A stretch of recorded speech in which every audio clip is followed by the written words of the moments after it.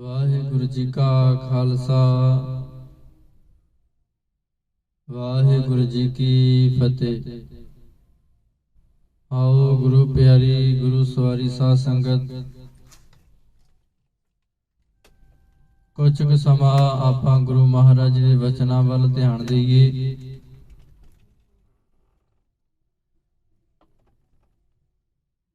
ਜੋ ਬ੍ਰਹਮੰਡੇ ਸੋਈ ਪਿੰਡੇ, ਜੋ ਖੋਜੈ ਸੋ ਪਾਵੈ। ਧੰਨ ਧੰਨ ਸ੍ਰੀ ਗੁਰੂ ਗ੍ਰੰਥ ਸਾਹਿਬ ਮਹਾਰਾਜ ਜੀ ਦੇ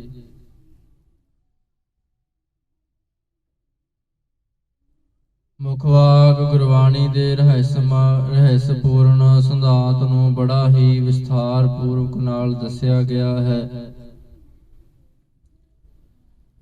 ਜੋ ਕਿ ਬ੍ਰਹਿਮੰਡ ਵਿੱਚ ਉਹੀ ਸਾਡੇ ਅੰਦਰ ਵੀ ਹੈ।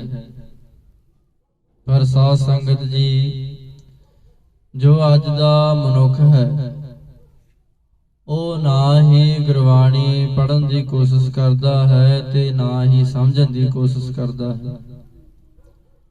ਹੋਰ ਵੀ ਆਪੋ ਆਪਣੇ ਅਧਿਆਤਮਕ ਗ੍ਰੰਥ ਆਪੋ ਆਪਣੀ ਮੱਤ ਦੇ ਅਨੁਸਾਰ ਸ਼ਸਤਰ ਵੇਦ ਗ੍ਰੰਥਾਂ ਨੂੰ ਸਮਝਣ ਦੀ ਕੋਸ਼ਿਸ਼ ਨਹੀਂ ਕਰਦਾ। ਸਾਧ ਸੰਗਤ, ਧੰਨ ਧੰਨ ਸ੍ਰੀ ਗੁਰੂ ਗ੍ਰੰਥ ਸਾਹਿਬ ਮਹਾਰਾਜ ਜੀ ਵਿੱਚ ਭਗਤ ਪੀਪਾ ਜੀ ਗੁਰਬਾਣੀ ਰਾਹੀਂ ਦੱਸਦੇ ਹਨ, ਜੋ ਬ੍ਰਹਮੰਡੇ ਸੋਈ ਪਿੰਡੇ, ਜੋ ਖੋਜੈ ਸੋ ਪਾਵੈ। ਬੜੇ ਹੀ ਸਾਧ ਸੰਗਤ ਭਗਤ ਪੀਪਾ ਜੀ ਨੇ ਆਪਾਂ ਨੂੰ ਸਰਲ ਆਪਣੇ ਵਚਨਾਂ ਰਾਹੀਂ ਸਮਝਾਉਣਾ ਕੀਤਾ ਹੈ। ਜਿਹੜਾ ਬ੍ਰਹਿਮੰਡ ਦੇ ਵਿੱਚ ਹੈ ਉਹੀ ਸਾਡੇ ਅੰਦਰ ਹੈ, ਪਰ ਉਸ ਤੱਕ ਪਹੁੰਚਿਆ ਕਿਸ ਤਰ੍ਹਾਂ ਜਾ ਸਕਦਾ ਹੈ?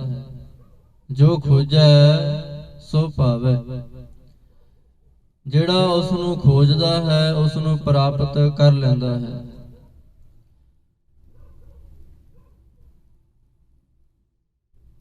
ਭਗਤ ਪੀਪਾ ਜੀ ਨੇ ਸਾਧ ਸੰਗਤ ਆਪਣੇ ਵਚਨਾਂ ਰਾਹੀਂ ਆਪਾਂ ਨੂੰ ਬਹੁਤ ਹੀ ਸਰਲ ਤਰੀਕੇ ਨਾਲ ਦੱਸਿਆ ਹੈ ਕਿ ਬ੍ਰਹਿਮੰਡ ਨੂੰ ਕਿਵੇਂ ਜਾਣਿਆ ਜਾ ਸਕਦਾ ਹੈ। ਬ੍ਰਹਿਮੰਡ ਵਿੱਚ ਵਿਆਪਤ ਪਰਮੇਸ਼ਰੀ ਜੋਤ ਨੂੰ ਸਾਧਨਾ ਦੁਆਰਾ ਕਿਵੇਂ ਅਨੁਭਵ ਕੀਤਾ ਜਾ ਸਕਦਾ ਹੈ। ਸਾਧ ਸੰਗਤ ਵਿਚਾਰ ਕੁਝ ਜ਼ਿਆਦਾ ਧਿਆਨ ਨਾਲ ਸੁਣਨ ਦੀ ਕਿਰਪਾ ਕਰਨੀ ਜੀ। ਬ੍ਰਹਿਮੰਡ ਨੂੰ ਅਤੇ ਬ੍ਰਹਿਮੰਡ ਵਿੱਚ ਵਿਆਪਤ ਉਸ ਪਰਮੇਸ਼ਰੀ ਜੋਤ ਨੂੰ ਜਾਣਨ ਲਈ ਸਾਨੂੰ ਆਪਣੇ ਸਰੀਰ ਵਿੱਚ ਜੋ 4 ਮੰਡਲ ਹਨ ਉਹਨਾਂ ਨੂੰ ਜਾਣਨਾ ਪਵੇਗਾ। ਮੰਡਲ ਜਾਨੀ 4 ਹਿੱਸੇ। ਸਾਧ ਸੰਗਤ, ਮੰਡਲ ਦਾ ਅਰਥ ਹੈ 4 ਹਿੱਸੇ, ਅਲੱਗ-ਅਲੱਗ। ਪਹਿਲਾ ਮੰਡਲ ਸਾਧ ਸੰਗਤ ਆਪਾਂ ਸਮਝਣਾ ਕਰਦੇ ਹਾਂ, ਸਾਰੀ ਸੰਗਤ ਨੇ ਧਿਆਨ ਪੂਰਵਕ ਸਮਝਣਾ। ਸਾਧ ਸੰਗਤ ਜੀ, ਪਹਿਲਾ ਮੰਡਲ ਹੈ ਗੁਰਪ੍ਰਸਾਦ।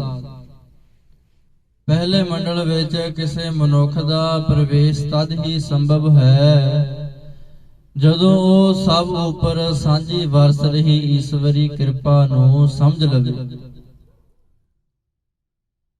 ਸਤ ਸੰਗਤ ਦੀ ਮਹਿਮਾ ਨੂੰ ਸਮਝ ਲਵੇ, ਕਾਮ ਕ੍ਰੋਧ ਲੋਭ ਮੋਹ ਆਦਿ ਵਿਕਾਰਾਂ ਨੂੰ ਛੱਡਣ ਦੀ ਕੋਸ਼ਿਸ਼ ਰੱਖਦਾ ਹੁੰਦਿਆਂ ਸਤਿਗੁਰੂ ਦੀ ਸ਼ਰਨ ਵਿੱਚ ਜਾ ਕੇ ਪ੍ਰਮਾਤਮਾ ਨੂੰ ਮਿਲਣ ਦਾ ਰਸਤਾ ਪੁੱਛੇ, ਤਦ ਹੀ ਉਸ ਨੂੰ ਸਰੀਰ ਵਿਚਕਾਰ ਲੈ ਪਹਿਲੇ ਮੰਡਲ ਵਿੱਚ ਗੁਰਪ੍ਰਸਾਦ ਦੇ ਰੂਪ ਜਪ ਸਿਮਰਨ ਵਾਲੀ ਜੁਗਤ ਤੇ ਸ਼ਕਤੀ ਪ੍ਰਾਪਤ ਹੁੰਦੀ ਹੈ। ਸਾਧ ਸੰਗਤ ਜੀ, ਦੂਜਾ ਮੰਡਲ ਹੈ ਅਕਾਲ ਮੂਰਤ ਅਜੂਨੀ ਸੈਭੰ। ਦੂਜੇ ਮੰਡਲ ਵਿੱਚ ਸਾਧ ਸੰਗਤ ਸਾਡੇ ਅੰਦਰ ਸੰਤੋਖ, ਦਇਆ, ਵਿਚਾਰ ਆਦਿ ਦੇਵੀ ਗੁਣ ਭਰਨੇ ਸ਼ੁਰੂ ਹੋ ਜਾਂਦੇ ਹਨ। ਸਹਿਜੇ ਸਹਿਜੇ ਝੂਠੀ ਹਉਮੈ ਵੀ ਖਤਮ ਹੋਣ ਲੱਗ ਜਾਂਦੀ ਹੈ। ਸਾਨੂੰ ਅਨੁਭਵ ਦੀ ਝਲਕ ਮਿਲਣੀ ਸ਼ੁਰੂ ਹੋ ਜਾਂਦੀ ਹੈ। ਕੇਵਲ ਤੇ ਕੇਵਲ ਇੱਕ ਅਕਾਲ ਪੁਰਖ ਪ੍ਰਮਾਤਮਾ ਹੀ ਆਪਾਂ ਜਾਣ ਲੈਂਦੇ ਹਾਂ ਵੀ ਸਾਰਾ ਸ੍ਰਿਸ਼ਟੀਮਾਨ ਦਾ ਚਲਾਉਣਹਾਰ ਪ੍ਰਮਾਤਮਾ ਹੀ ਕਰਤਾ ਪੁਰਖ ਹੈ, ਜੋ ਕਿ ਸਾਧ ਸੰਗਤ ਤੀਜਾ ਮੰਡਲ ਹੈ। ਤੀਜੇ ਮੰਡਲ ਦੀ ਚੜ੍ਹਾਈ ਦੀ ਹੱਦ ਅਤੇ ਚੌਥੇ ਮੰਡਲ ਦੀ ਸ਼ੁਰੂਆਤ ਵਿੱਚ ਇਸ ਚੜ੍ਹਾਈ ਵਿੱਚ ਅਲੌਕਿਕ ਨਾਦ, ਪ੍ਰਕਾਸ਼, ਅੰਮ੍ਰਿਤ ਰਸ, ਸੁਗੰਧ ਆਦਿ ਦੇ ਅਨੁਭਵ ਹੁੰਦੇ ਹਨ। ਸਵਾਸਾਂ ਦੀ ਧਾਰਾ ਇੰਨੀ ਸੂਖਮ ਹੋ ਜਾਂਦੀ ਹੈ ਕਿ ਜਿਵੇਂ ਸਵਾਸਾਂ ਦਾ ਇੰਦਰੀ ਚੰਦਰਾ ਤੋਂ ਸੰਬੰਧ ਹੀ ਟੁੱਟ ਗਿਆ ਹੋਵੇ। ਆਖਰਕਾਰ ਉਹ ਅਵਸਥਾ ਵੀ ਆ ਜਾਂਦੀ ਹੈ ਜਦੋਂ ਆਗਿਆ ਚੱਕਰ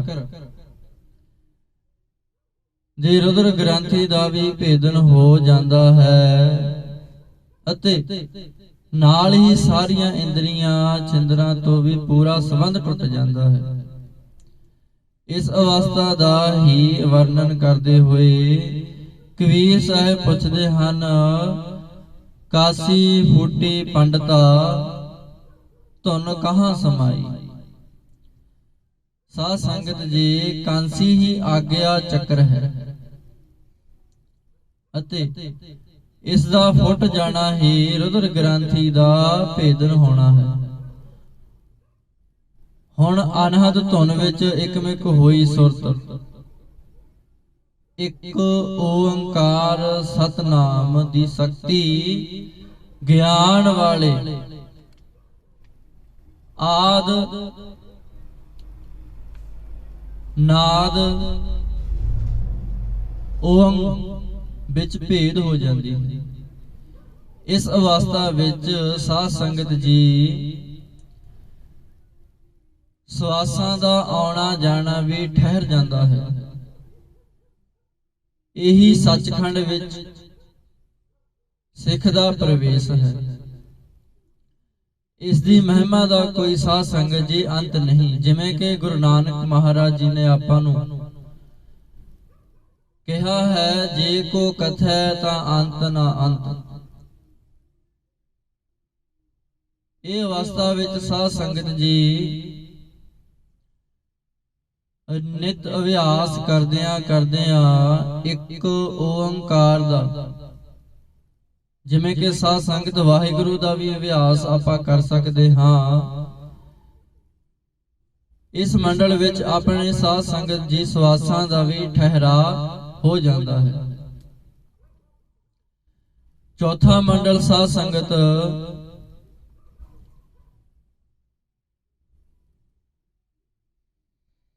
ਇੱਕ ਓੰਕਾਰ ਸਤਨਾਮ ਕਰਤਾ ਪੁਰਖ।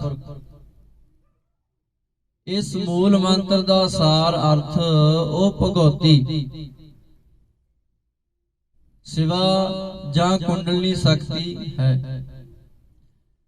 ਜਿਹੜੀ ਸਾਰੇ ਬ੍ਰਹਿਮੰਡ ਵਿੱਚ ਵਿਆਪਤ ਹੁੰਦੀ ਹੋਈ ਵੀ ਸਿੱਖ ਦੀ ਜਪ ਸਿਮਰਨ ਵਾਲੀ ਗੰਭੀਰ ਸਾਧਨਾ ਸਦਕਾ ਉਸ ਦੇ ਅੰਦਰ ਹੀ ਪ੍ਰਚੰਡ ਹੋ ਜਾਂਦੀ ਹੈ। ਜਪ ਰਾਹੀਂ ਸਵਾਸਾਂ ਵਿੱਚ ਭਰੇ ਗਏ ਮੰਤਰ ਦੇ ਕੰਪਨਾਂ ਵਿੱਚ ਜਦੋਂ ਮੰਤਰ ਦੀ ਸ਼ਕਤੀ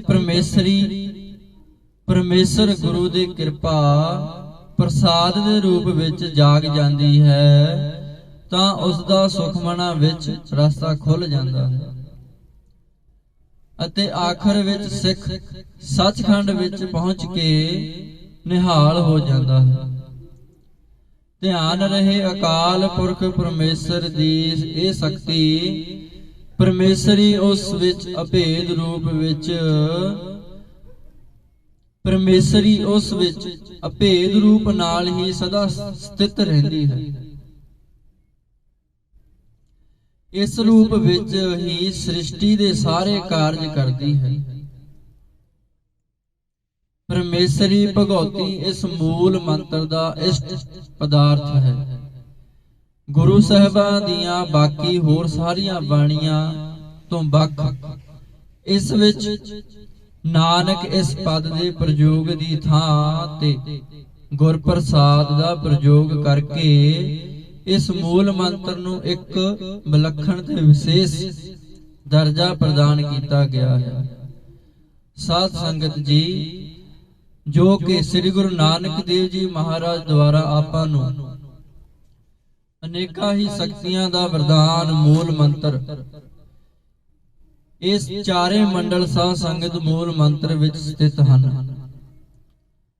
ਇਸੇ ਤਰ੍ਹਾਂ ਇੱਕ ਸਟੈਪ ਉੱਪਰ ਨੂੰ ਚੜ੍ਹਦੇ ਆ ਅਲੱਗ-ਅਲੱਗ ਮੰਡਲਾਂ ਵਿੱਚ ਪ੍ਰਵੇਸ਼ ਕਰਕੇ ਉਸ ਆਤਮਿਕ ਆਨੰਦ ਦੀ ਮਨੁੱਖ ਅਵਸਥਾ ਪ੍ਰਾਪਤ ਕਰ ਸਕਦਾ ਹੈ। ਇਹੀ ਸਾਧ ਸੰਗਤ ਸ੍ਰੀ ਗੁਰੂ ਨਾਨਕ ਦੇਵ ਜੀ ਮਹਾਰਾਜ ਜੀ ਨੇ ਆਪਾਂ ਨੂੰ ਇੱਕ ਤੋਂ ਲੈ ਕਰਕੇ ਆਦ ਸ੍ਰੀ ਗੁਰੂ ਗ੍ਰੰਥ ਸਾਹਿਬ ਤੱਕ ਸਾਰੇ ਗੁਰੂ ਗ੍ਰੰਥ ਸਾਹਿਬ ਮਹਾਰਾਜ ਦਾ ਨਿਚੋੜ ਜੇ ਸੋਚਿਆ ਜਾ ਸਕਦਾ ਹੋਵੇ ਤਾਂ ਆਪਾਂ ਇਸ ਮੂਲ ਮੰਤਰ ਵਿੱਚੋਂ ਕਾਫੀ ਕੁਝ ਪ੍ਰਾਪਤ ਕਰ ਸਕਦੇ ਹਾਂ। ਰੋਹ ਵਿਚਾਰ ਸਾਧ ਸੰਗਤ, ਇਹ ਆਪਾਂ ਨੂੰ ਮਹਾਰਾਜ ਜੀ ਦੁਆਰਾ ਜੋ ਕਿ ਮੂਲ ਮੰਤਰ ਦੱਸਿਆ ਗਿਆ ਹੈ, ਨਿਤ ਅਭਿਆਸ ਕਰਦਿਆਂ ਆਪਾਂ ਨੂੰ ਸਾਧਨਾ ਅਭਿਆਸ ਇਤਨਾ ਪਰਪੱਕ ਬਣਾ ਲੈਣਾ ਚਾਹੀਦਾ ਹੈ ਕਿ ਹਰ ਇੱਕ ਟਾਈਮ ਸ੍ਰੀ ਗੁਰੂ ਨਾਨਕ ਦੇਵ ਜੀ ਮਹਾਰਾਜ ਜੀ ਦੀ ਯਾਦ ਦੇ ਵਿੱਚ ਇਹ ਮੂਲ ਮੰਤਰ ਦੀ ਸਾਧਨਾ ਆਪਾਂ ਇਤਨੀ ਪਰਪੱਕ ਕਰ ਲਈਏ, ਇਸ ਸੰਸਾਰ ਦੇ ਉੱਤੋਂ ਆਵਾਗਮਨ ਆਪਾਂ ਪਾਰ ਕਰ ਦਈਏ। ਤਾਂ ਹੀ ਸਾਧ ਸੰਗਤ ਆਪਣੇ ਸ੍ਰੀ ਗੁਰੂ ਨਾਨਕ ਦੇਵ ਜੀ ਮਹਾਰਾਜ ਜੀ ਦੇ ਸਿਧਾਂਤ ਦੇ ਮੁਤਾਬਕ ਕਿਸੇ ਵੀ ਪ੍ਰਕਾਰ ਦੇ ਦਿਹਾੜੇ, ਜਿਸ ਤਰ੍ਹਾਂ ਕਿ ਗੁਰੂ ਨਾਨਕ ਦੇਵ ਜੀ ਮਹਾਰਾਜ ਜੀ ਦਾ ਥੋੜੇ ਕਿ ਦਿਨਾਂ ਵਿੱਚ ਸਾਧ ਸੰਗਤ ਜੀ ਪ੍ਰਕਾਸ਼ ਉਤਸਵ ਸਾਰੀਆਂ ਗੁਰੂ ਨਾਨਕ ਨਾਮ ਲੇਵਾ ਸਿੱਖ ਸੰਗਤਾਂ ਮਨਾ ਰਹੀਆਂ ਹਨ। ਬੜੇ ਹੀ ਸਾਰੇ ਸੰਸਾਰ ਦੇ ਜਗਤ ਦੇ ਅਤੀ ਉੱਤਮ ਭਾਗ ਹਨ ਜੋ ਕਿ ਅਕਾਲ ਪੁਰਖ ਪ੍ਰਮਾਤਮਾ ਆਪ ਸਾਰੀ ਧਰਤੀ ਦੇ ਉੱਪਰ ਆਪਣੇ ਵਰਗੇ ਕਲਯੁਗੀ ਜੀਵਾਂ ਦਾ ਉਧਾਰ ਕਰਨ ਵਾਸਤੇ ਆਪ ਨਿਰੰਕਾਰ ਆਪ ਆਏ ਹਨ। ਆਪਾਂ ਨੂੰ ਸਾਰਿਆਂ ਨੂੰ ਉਹਨਾਂ ਦੇ ਬਚਨਾਂ ਤੇ ਇਤਨਾ ਸੋਚ ਵਿਚਾਰ ਕਰਕੇ ਪਹਿਰਾ ਦੇਣਾ ਚਾਹੀਦਾ ਹੈ। ਨਿਤ ਅਭਿਆਸ ਸਾਧਨਾ ਸਿਮਰਨ ਵਾਹਿਗੁਰੂ ਸਿਮਰਨ ਸਾਧਨਾ ਮੂਲ ਮੰਤਰ ਦੀ ਸਾਧਨਾ ਕਰਨੀ ਚਾਹੀਦੀ ਹੈ। ਰੋਹ ਵਿਚਾਰ ਸਾਧ ਸੰਗਤ, ਬੋਲਦਿਆਂ ਕੋਲੋਂ ਇੱਕ ਨਹੀਂ ਅਨੇਕਾਂ ਹੀ ਪ੍ਰਕਾਰ ਦੀਆਂ ਗਲਤੀਆਂ ਹੋ ਜਾਂਦੀਆਂ ਨੇ। ਅਣਜਾਣ ਜਿਹੇ ਬੱਚੇ ਸਮਝ ਕੇ ਮਾਫ ਕਰਨਾ। ਆਖੋ ਜੀ ਵਾਹਿਗੁਰੂ ਜੀ ਕਾ ਖਾਲਸਾ, ਵਾਹਿਗੁਰੂ ਜੀ ਕੀ ਫਤਿਹ।